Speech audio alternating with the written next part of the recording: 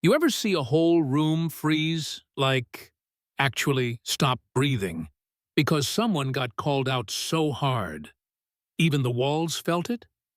That was me, standing in the center of a plush, marble-lined VIP lounge, eyes burning from humiliation, while the bank manager barked at security to throw me out. 10 minutes later, I was still standing there, except this time, I was the one firing her, her staff, and the man who'd just tried to strip me of my dignity. Funny how quickly power can shift when you have the nerve to stand your ground.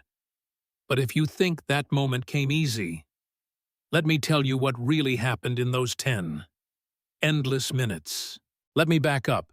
My name's Regina Hayes. I'm 46, and on most days, I'm the founder and CEO of Griffin Holdings, a company with more branches, lawsuits, and late-night emails than I'd ever imagined when I was a kid hustling lemonade. But on this particular morning, I walked into Parkstone National Bank looking like, well, just me. Navy jeans, cashmere sweater, a pair of shoes that said, "I work hard, but I don't need to prove it." No entourage, no designer anything. Just me and a battered tablet case. Miami's heat stuck to my skin as I stepped up to the marble desk. The teller barely glanced up before waving me into the private lounge. I could feel every pair of eyes on me the second I walked in. There's a certain kind of silence black folks know in spaces like that. A hush that tastes like suspicion. Like maybe you're only welcome if you're invisible. I took a seat. Already bracing myself for the circus I sensed coming. I needed to make a $5 million withdrawal. A test, honestly, to see if the stories I'd heard about this branch were true.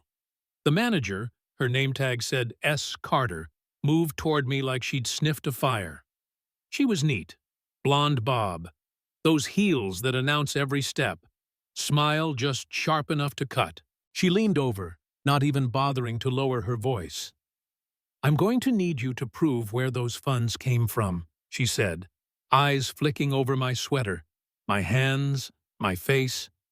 I kept my face steady, told her to check my profile, and handed her my tablet with the documentation pulled up, ready to go. That's when it started. A man in a tailored suit, some investment guy named Alan Brooks, swaggered by, sneering at my screen. With one smooth motion, he flicked my tablet off the desk. "Let's keep the line moving. Sweetheart." The thing clattered to the floor, but the insult hit harder. I swear, for a second, I forgot how to swallow. Off to the side. Another employee, her arms folded and face pinched, spoke just loud enough for the room. "That's a suspicious amount of cash. Are you sure it's even hers?" The air shifted, tight and sticky, as a couple of regulars glanced up from their coffee, one openly rolling his eyes, another whispering behind a hand. I told myself to stay calm, to focus on facts, not feelings. "Run my name," I said quietly. S. Carter just shook her head. "We don't verify walk-ins. Security will escort you out." The humiliation was thick. I tried explaining. Again, but it was like talking to a brick wall. Every word out of her mouth dripped with that tone. You know the one. Equal parts boredom, suspicion, and something else they never name, but you always feel. I felt the burn of anger. But under it, something sharper. The old, familiar ache of being seen as a problem before I was seen as a person. For a split second, I actually wondered if I was overreacting. If maybe, just maybe, I was being too sensitive. But I wasn't. I knew the look in her eyes. I'd seen it 100 times before. In lobbies, boardrooms, even grocery stores. It's not about the money. It never is. It's about who they think deserves to have it. Things escalated quick. Alan Brooks was now joking with another banker, tossing barbs about pawn shops and con artists. The branch assistant, nervous but following orders, hovered nearby. Even the security lead, muscular and stone-faced, was radioing for backup before I'd so much as raised my voice. A few feet away, I saw a young black woman, maybe late 20s, clutching her purse tight, her lips pressed together, face full of fury. I caught her eye and, as quietly as I could, said, "Let them hear you." She hesitated, then stood and called out the staff. "She's not the problem. You are." The response? More sneers, more dismissive glances, and a warning to stop making a scene. Someone called the police. Inside. I started to fold. For a heartbeat. I questioned myself. Maybe I should just leave. Walk out and let them have their tiny victory. After all, I'd been taught my whole life to pick my battles, but there comes a point when walking away is just another kind of surrender.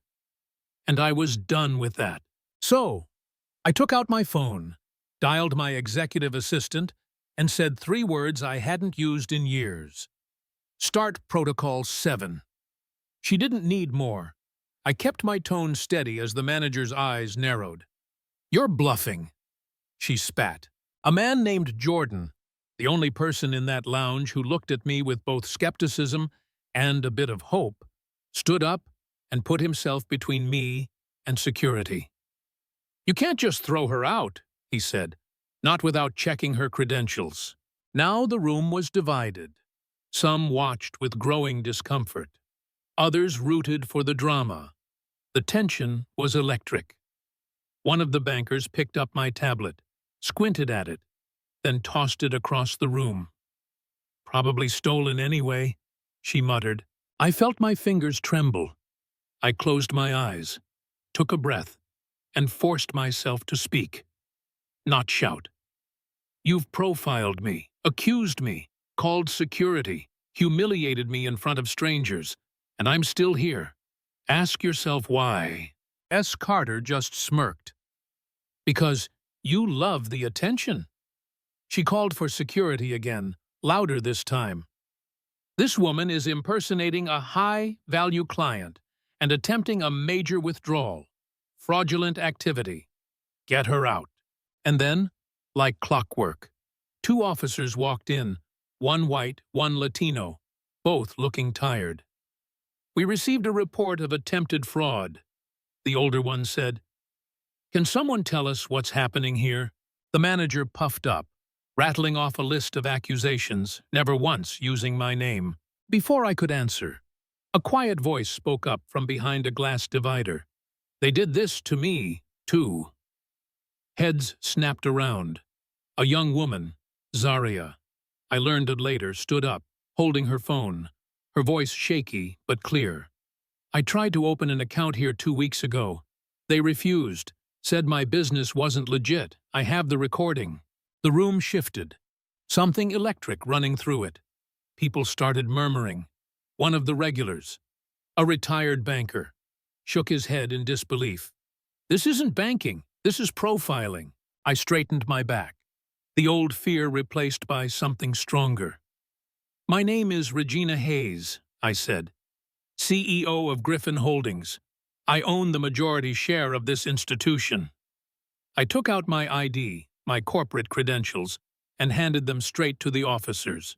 For a second, nobody moved. Then, slowly, the reality sank in. S. Carter's face went pale, her confidence dissolving. The staff stepped back, eyes wide. The security chief lowered his hand from his belt, suddenly remembering how jobs are lost in real time. I let the silence hang, let them sit in it. Then, with every eye on me, I said, "S. Carter, you're fired, effective immediately. Same for you, Alan Brooks, and anyone else who participated in this." The shock rippled through the room like a thunderclap. She tried to protest, mumbled something about misunderstandings and doing her duty.